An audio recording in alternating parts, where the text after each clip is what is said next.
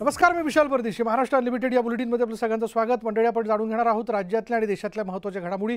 सुरुवात करूयात एका ब्रेकिंग न्यूजने. उपमुख्यमंत्री देवेंद्र फडणवीस यांनी मोठा निर्णय घेतला आहे. तिन्ही वीज कंपनींमधील कंत्राटी कामगारांना 19% वेतनवाढ देण्याचा निर्णय त्यांनी घेतलेला आहे. आता महाराष्ट्रात इतर राज्यांच्या तुलनेत सर्वाधिक वेतन जे ते दिलं जाणार आहे.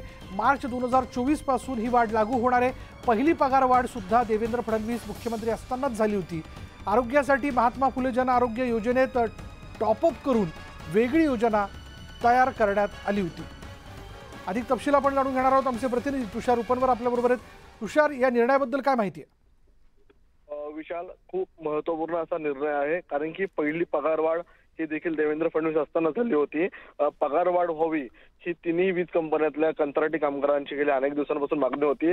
ही मागणी अखेर मान्य करण्यात आलेली आहे. आता तिन्ही वीज कंपन्यातील कंत्राटी कामगारांना 19% वेतनवाढ मिळणार आहेत. आता महाराष्ट्रात इतर राज्याच्या तुलनेमध्ये सर्वाधिक वेतन हे आपल्याला या त्यांना पाहायला मिळणार आहे. आणि महत्वाची बाब म्हणजे जेव्हा देवेंद्र फडणवीस मुख्यमंत्री होते तेव्हा देखील पहिली पगारवाढ या सर्व कर्मचाऱ्यांची करण्यात आली होती. त्यामुळे आता या कर्मचारी वर्गामध्ये आपल्याला आनंदाचं वातावरण असल्याचं पाहायला मिळतंय.